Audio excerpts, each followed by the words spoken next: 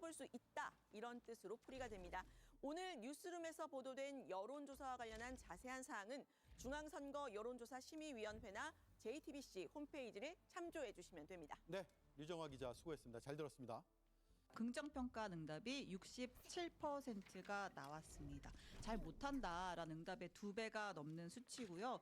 이제 이렇게 되면은 이번 지방선거가 뭐 정부 견제론보다는 좀 국정 안정론으로 흐를 수 있다. 이런 분석도 가능하고 이재명 대통령 긍정평가는 모든 지역 그리고 모든 연령에서 잘한다. 긍정평가가 과반을 넘겼습니다. 네. 자, 반면에 이제 정당 지지율 같은 경우에는 올 초에 했던 신년조사에 비해서 격차가 더 벌어졌습니다.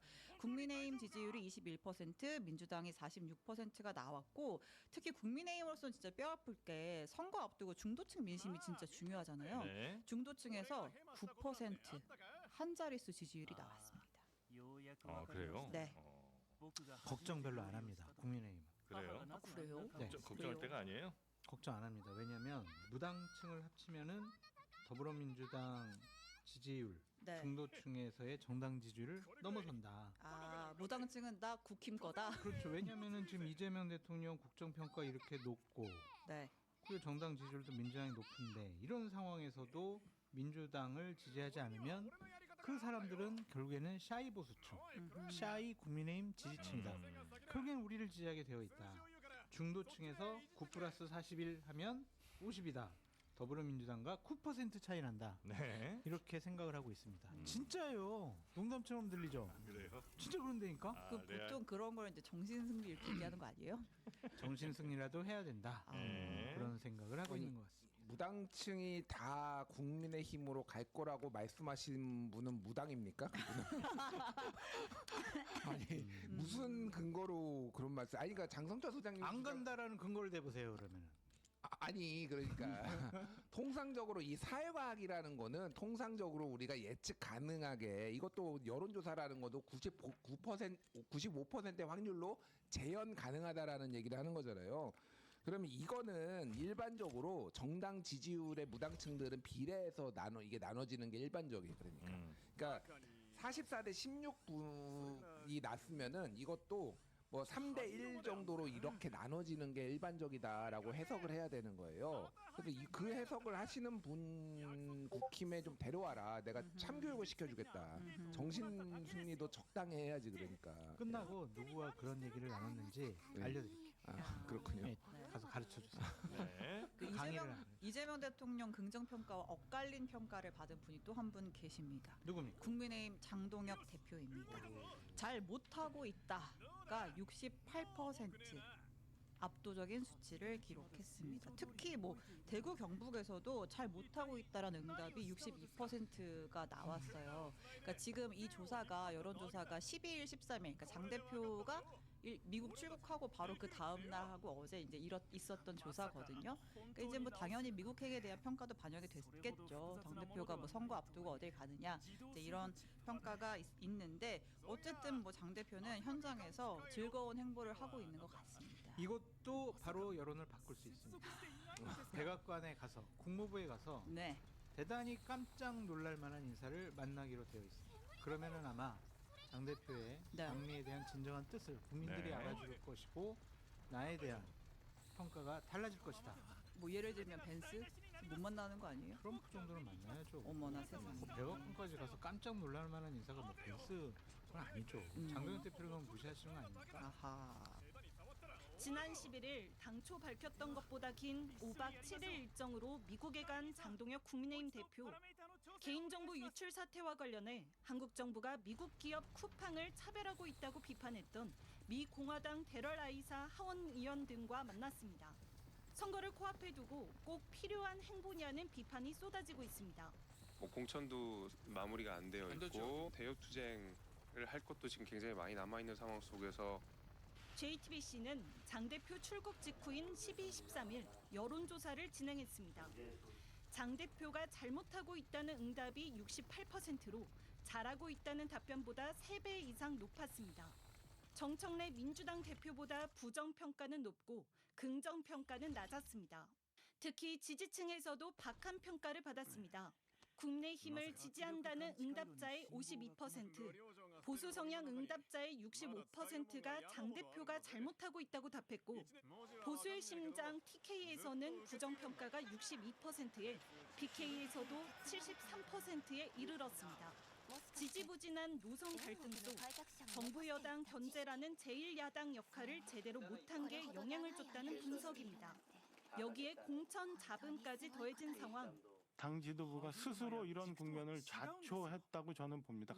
경기도는 지금 뭐 이런 엉망이 됐어요. 대구도 결과적으로는 김부겸 총리라는 민주당 후보가 등장을 하게 되는 거고 지금.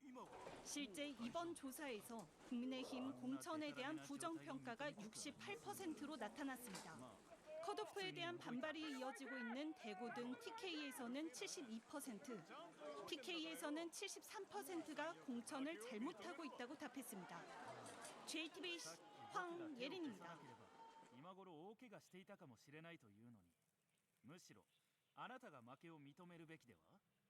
あのさ、じゃあお互いに好きな感じで呼び合えばよくない？なんで俺がこんな人のこと。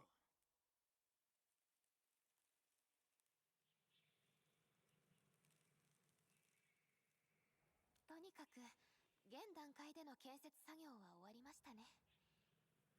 けれどそもそもなぜ荷物があんなことになってしまったのか。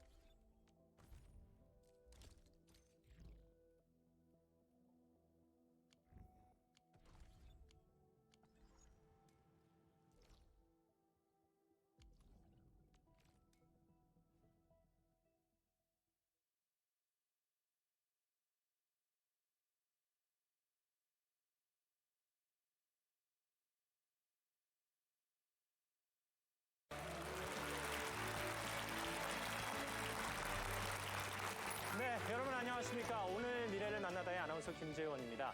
오늘은 아주 특별한 분을 모셨습니다. 세계 최대의 전자결제 기업이죠. 페이팔의 설립자이며 2004년에 페이스북에 초기 투자자로 50만 불을 투자해서 성공을 거둔 분입니다. 실리콘밸리의 마이더스의 손이라고 불리우는 피터 T를 모셨습니다. 실제로 페이스북뿐만 아니라 많은 신생기업들에게 초기 투자자로 참여하셔서 큰 성공을 거두기도 했는데요. 그를 왜 실리콘밸리의 기업 혁신가로 부르는지 오늘 강의를 듣고 나면 아실 겁니다. 그가 오늘 이 자리에서 여러분에게 미래를 만드는 비밀에 대해서 강연해 주시겠습니다. 여러분, 피터 틸 대표를 큰 박수로 환영해 주십시오.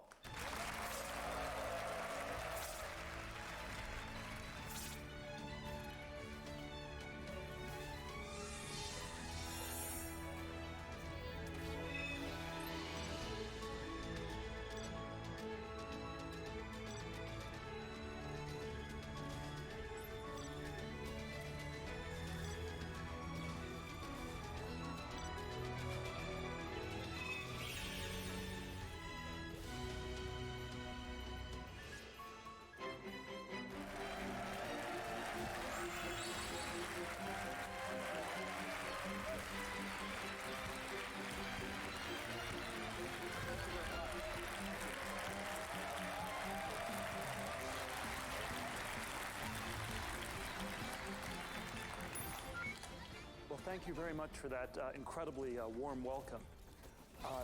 There are many different things I'd like to talk about today. Say a little bit about my book, 0 to 1, which is a book in which I try to explain everything that I've learned over the years about starting companies, startups, technology, and business more generally. And it's always a bit of a challenge to write a book about entrepreneurship or to teach about entrepreneurship because it is not a science. There is no science. There's no formula where if you follow these 7 steps, you will make $1 million or you will have a successful company. And everybody's always looking for a formula. And the problem is that, the next Mark Zuckerberg will not start a social networking site. The next Larry Page will not start a search engine. The next Bill Gates will not start an operating system company. And so if you are copying these people, you're in some sense not learning from them at all. And so what I try to do is approach this question indirectly, because the critical thing is to do something new that's never been done before. And the indirect questions are things like, what is a good business nobody has started yet? Or the more intellectual version of this question, which I think always makes for a fantastic interview question to ask people, is tell me something that's true that almost nobody agrees with you on. And this turns out to be a very hard question for people to answer. And it's hard because first off, we always think you have to be really brilliant to come up with an answer. But I think many of us actually do have answers to this question, but we're embarrassed, we're uncomfortable to tell the answers to the person asking the question, because a good answer is one the person asking the question will disagree on. So if you say something like, our political system is screwed up, our educational system does not work, everybody already agrees with these answers. Those are not interesting or good answers. The good answers are ones that people will not want to hear. And I think we live in a world in which courage is in far shorter supply than genius. So what I'd like to do in my comments today is give a few of my answers to this question, things that I believe to be true that most people do not agree with me on, and then get people thinking about looking at the world in slightly different ways.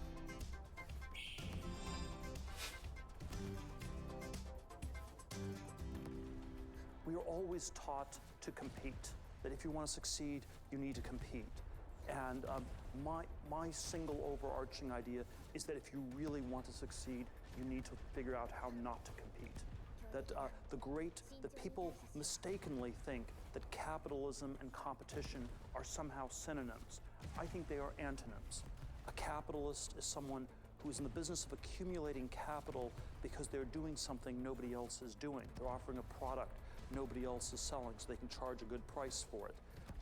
If you are in a world of perfect competition, you will make no profits. The profits will be all competed away.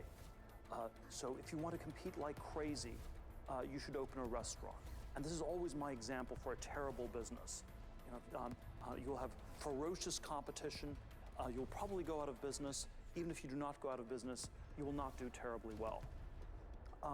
And then, then a great company is always, it always is what I call a monopoly. It's something where there's no competition at all. The example I give in my book of a great company is Google, where they've had very little competition in search for the last 12, 13 years, at least in the US and Western Europe. Korea is maybe a little bit different.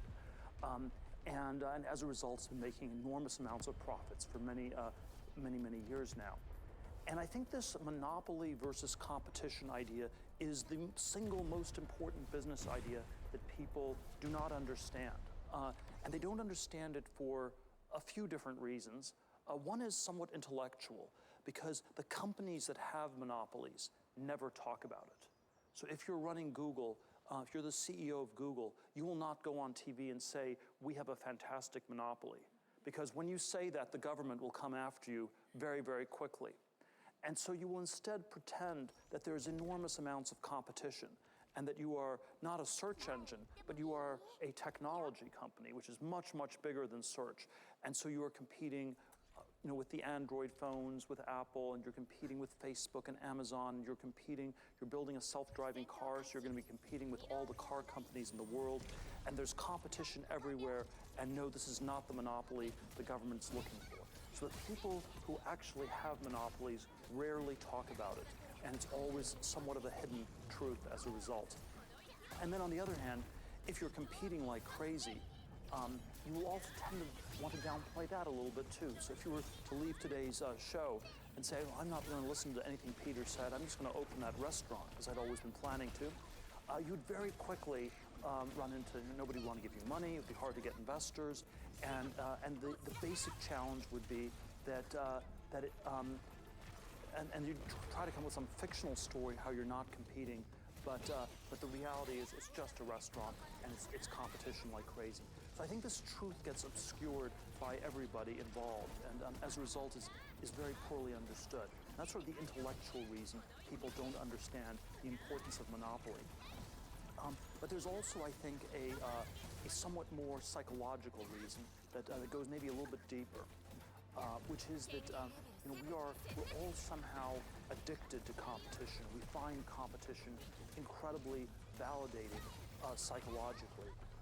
And I was very, very guilty of this when I was growing up in Northern California as a teenager into my 20s, where it was sort of everything was tracked into one crazy competition after another. I remember my 8th grade junior high school yearbook. One of my friends wrote in, Peter, I know you're going to go to Stanford University in 4 years. 4 years later, I got into Stanford. I went to Stanford. You get in. You have another round in the tournament. Then I got into law school, which is a graduate school in the U.S. I got into Stanford Law School, and then I ended up at sort of a very prestigious law firm in New York City. I never really asked why I was doing any of these things. It was just every time it was just you had to beat the people around you. You had to compete and beat people. And then it was this very strange place where on the inside, from the outside, it was a place everybody wanted to get in. On the inside, it was a place everybody wanted to get out. When I left after 7 months and 3 days, one of the people down the hall from me said they had no idea it was possible to escape from Alcatraz. They thought the firm was like a prison you could never get out of. But of course, all you had to do was go out the front door and not come back. But this was psychologically very hard for people to do because their whole sense of self-worth, their identity, everything they thought about themselves was wrapped up in all these competitions they had won over many, many years. The opening sentence in Anna Karenina, the Russian novel, is all happy families are alike, all unhappy families are unhappy in their own special way. And I think the opposite is true of business. I think that all happy companies are different because they found something unique to do. All unhappy companies are alike because they somehow failed to escape the essential sameness that is competition. When the chapter in my book entitled All Happy Companies Are Different was excerpted by the Wall Street Journal, they get to give it a different title. and they thought they needed a punchier title that had was a little bit edgier, and they changed the title from All Happy Companies Are Different to Competition is for Losers, which is very counterintuitive because we always think of the losers as the people who are not good enough at competing. The losers are the people whose grades are not quite good enough on test scores, who are a little bit too slow on the athletic team. And we never think of the loser as perhaps the losers as people who are addicted so badly to competition, who are so obsessed with the people around them that they lose sight of anything transcendent, anything important, valuable, meaningful in the process. And I think that this sort of afflicts people on many, many different levels, in many different forms. Henry Kissinger once described his fellow professors at Harvard, was talking about his fellow professors at Harvard University, and said, the battles in academia are so ferocious because the stakes are so small, which always seems like a definition of absolute insanity. Why would you fight like crazy over nothing at all? And on one level, it is an absolutely insane situation. On another level, it's just a logic of a certain situation where the logic is that if you can't differentiate yourself from the other person, the stakes get very small. If you're fighting like crazy, if you want it no matter what, you don't have to get paid very much. And so it's both insane and the deep logic of a certain situation. You know, there's this strange phenomenon in Silicon Valley where many of the people who've been successful entrepreneurs seem to be suffering from a mild form of Asperger's or something like that. They seem to be just socially a little bit maladapted in one way or another. And I think we need to always take this fact and turn it around into a critique of our whole society.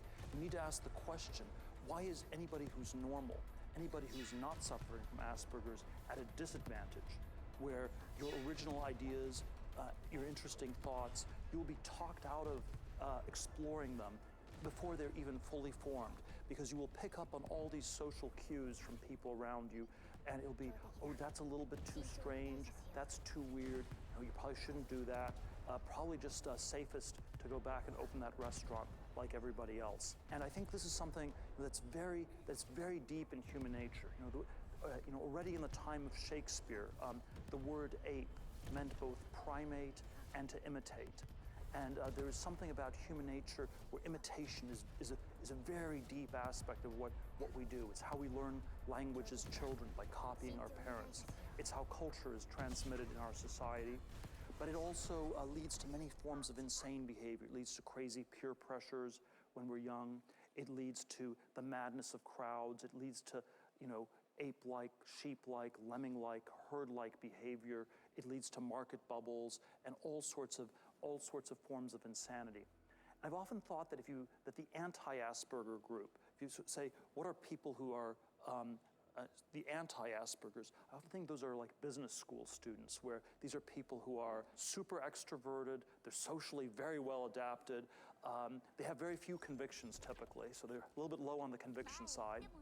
In the US, when you have an MBA program, you take all these people and you put them in the same place for 2 years, and they talk to one another for 2 years to try to figure out what they're going to do next, which is kind of a difficult thing since nobody has any idea what to do next, since they're all there because they don't know what to do next. And then they've done these studies at Harvard Business School where they found that the largest cohort from every class does the precisely wrong thing. It's like they're all trying to catch the last wave. You know, in 1989, the largest group wanted to work for Michael Milken, who was involved in all the junk bonds in the 80s. It was 1 or 2 years later, he went to jail. You know, they were never interested in technology except for 99, 2000, when they descended on Silicon Valley, just as the dot-com bubble was about to come to an end. And so it's sort of the systematic bias to do all the precisely wrong things. And while it's easy to make fun of business school students, I think we have to realize that we're all subject to these pressures to a tremendous degree.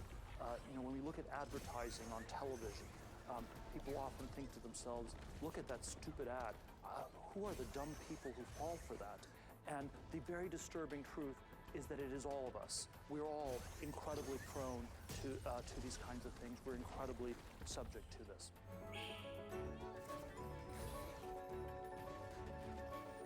Now, there are sort of a number of implications for business of this monopoly idea.